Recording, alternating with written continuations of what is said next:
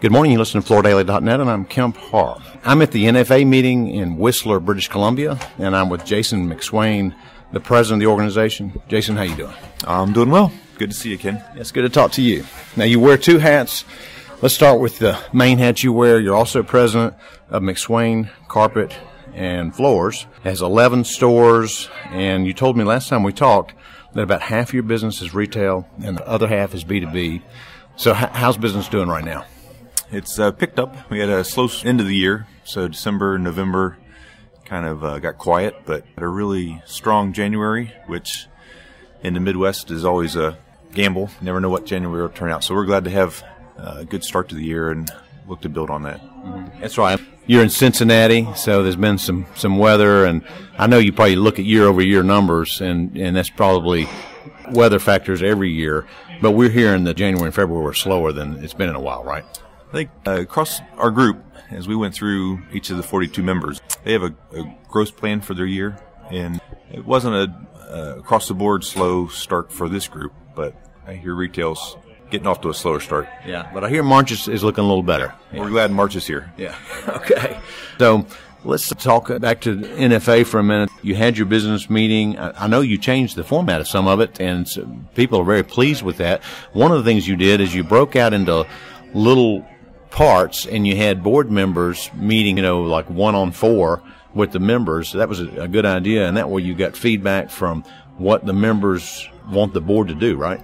Right. The whole purpose of the board is to serve for the betterment of the members, and if we're looking to get closer to those, make sure that the communication is key, something that Ken Jackson spoke to us and pushed as a very valuable piece of any organization. So we had that. The direct board had already planned to have a different structure, which just gave us some breakout time and have communication both ways. What's the board working on, as well as what questions the members might have had or things they would look for the board to work on before we meet again. And then those small groups can all come together in our notes, and we'll just sift those through to find out our direction. So what are some of the key initiatives for the NFA to work through in 19? Well, one of them that each member brought to this meeting was just the aspect of performance reviews. That's part of every organization. Out of 42 members, we all do it differently.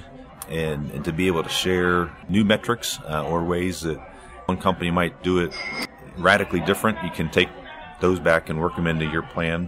One, it's just, if you regularly have a method, it might get a little stale for your associates, your employees, and whole purpose is to develop their talent to the next level. And if you can refresh that by taking ideas from another retailer, that's just an easy win. Was part of our goal this year. All right, so it's kind of an HR topic, and you're talking about having members say what's working and what's not working, and sharing with other members on how you review your employees and perhaps focus on building your culture, right? Yeah, and we believe that people are your strongest asset and the hardest to find and recruit if you're growing your business. And so developing the ones you have, making it a place that they see growth in a future. Here in the biggest part of a performance time is really just making sure that you're in sync with what their goals are and the alignment of the company's goals and objectives. And to do that in a new way is a healthy piece I can bring back to our business from a couple days with the NFA members. All right, anything else, like say from a product perspective? We'll continue to look at ways that the group can buy individually, but if there's a common product that we can bring together for value for a vendor, we were able to achieve that this meeting. The LVT area is continuing to grow, and it's also encouraging, from a carpet standpoint. Our group grew in total carpet dollars last year, so we're not shrinking as a carpet category in the industry, but we're also growing in that LVT hard surface area. Oh, that's interesting. So in carpet, do you know whether it was veteran goods? Do you sub-segment that analysis? Yeah. Steve Hendricks heads our carpet committee and does just an exceptional job. He brought each manufacturer so we can see where growth is, break that out between yards and dollars, and then a subtotal as well. In that, then you can see the group as a whole really grew in better priced carpeting. Okay. Some brands, Karastan, Fabrica, and so that would obviously help total sales in that higher end, that fashion side. Mm-hmm. What about the wood business? How you doing in that?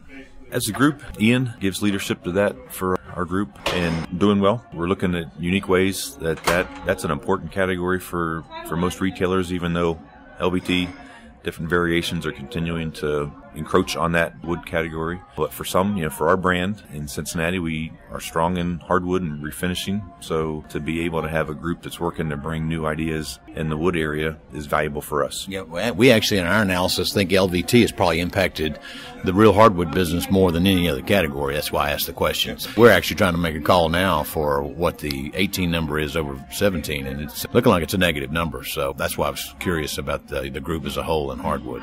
Oh, one side note I wanted to mention, I know there was a couple of members that didn't make it this year. You had one member that had their passport out of date, but another one is Sam out of Houston. Sam Roberts actually had a little bit of a skiing incident, and I know he's going to fully recover, but he wasn't able to make it because of that, right?